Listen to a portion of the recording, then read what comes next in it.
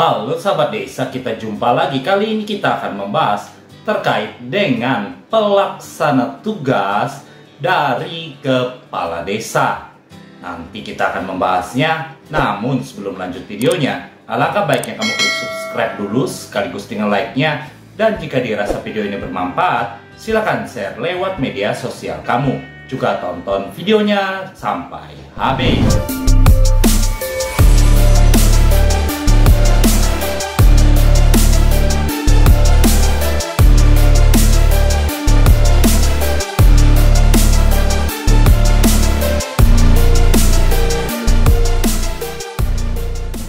Nah, sebelumnya kita ketahui sendiri sebagaimana amanat dari Undang-Undang 3 Tahun 2024 tentang perubahan kedua atas Undang-Undang Nomor 6 Tahun 2014 tentang desa ada mengamanatkan bahwa masa jabatan kepala desa itu adalah 8 tahun dan hanya dapat dipilih selama 2 kali. Hal itu disampaikan di pasal 39 mulai dari ayat 1-nya bahwa dikatakan kepala desa memegang jabatan selama 8 tahun terhitung sejak tanggal pelantikan, dan di ayat 2 untuk kepala desa tersebut menjabat paling banyak 2 kali jabatan baik secara berturut-turut atau tidak berturut-turut.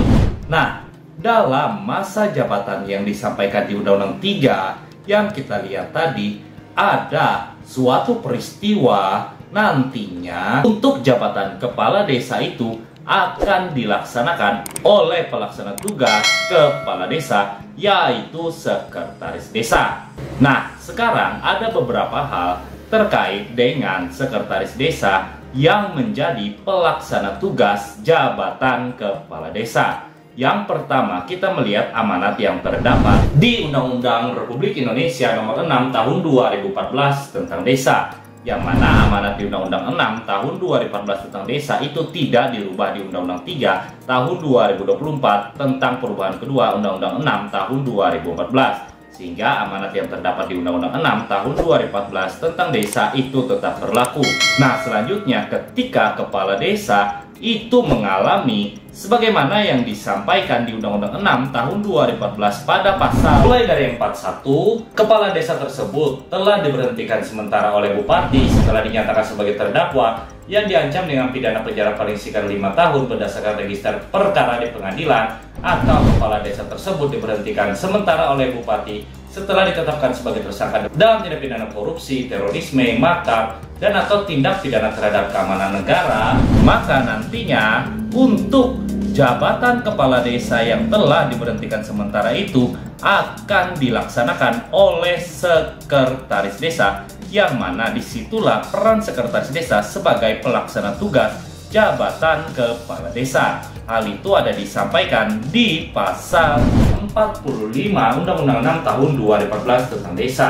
Dikatakan dalam hal kepala desa diberhentikan sementara sebagaimana dimaksud pasal 41 dan pasal 42, sekretaris desa lah yang melaksanakan tugas dan kewajiban kepala desa sampai dengan adanya putusan pengadilan yang telah mempunyai kekuatan hukum tetap.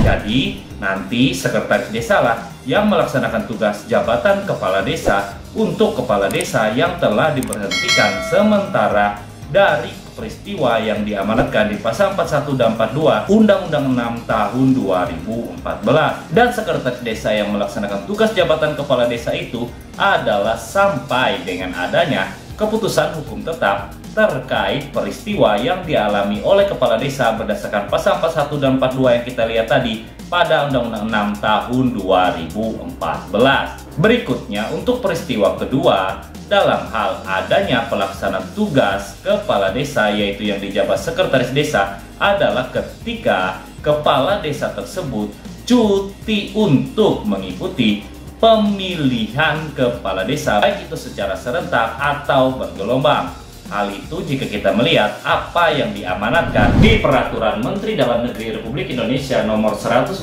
Tahun 2014 tentang pemilihan kepala desa, yang mana kita ketahui sama seperti Undang-Undang 6 Tahun 2014 tentang desa tadi. Untuk Permendagri 112 Tahun 2014 tentang pemilihan kepala desa memang ada dirubah beberapa kali. Namun untuk amanat yang kita lihat di Permendagri 112 tahun 2014 tentang pemilihan kepala desa itu tidak dirubah dalam perubahan Permendagri nomor 112 ini, sehingga amanatnya itu tetap berlaku. Dan jika kita melihat apa yang diamanatkan pada pasal 45 dimulai dari ayat 1, bahwa di sini dikatakan kepala desa yang mencalonkan diri kembali diberi cuti sejak ditetapkan sebagai calon sampai dengan selesainya pelaksanaan penetapan calon terpilih. Dan di ayat 3 itu ada dikatakan dalam hal kepala desa itu cuti, nanti sekretaris desa lah yang melaksanakan tugas dan kewajiban kepala desa. Jadi ketika kepala desanya itu cuti dalam rangka mengikuti pemilihan kepala desa, baik yang dilakukan secara serentak atau bergelombang seperti yang disampaikan tadi, nantinya sekretaris desa lah yang melaksanakan tugas dan kewajiban kepala desa, yang mana bisa kita singkat yaitu pelaksana tugas dari jabatan kepala desa. Nah, kewajiban dan tugas dari kepala desa yang mana yang dilaksanakan oleh sekretaris desa? Untuk jawabannya itu ada di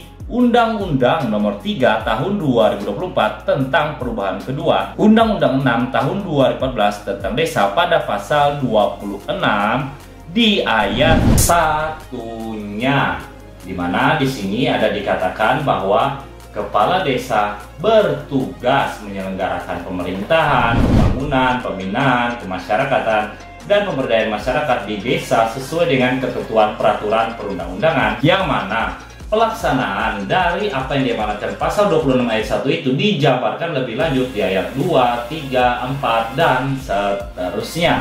Jadi itulah yang dilaksanakan oleh sekretaris desa ketika dia menjabat sebagai pelaksana tugas dari jabatan kepala desa.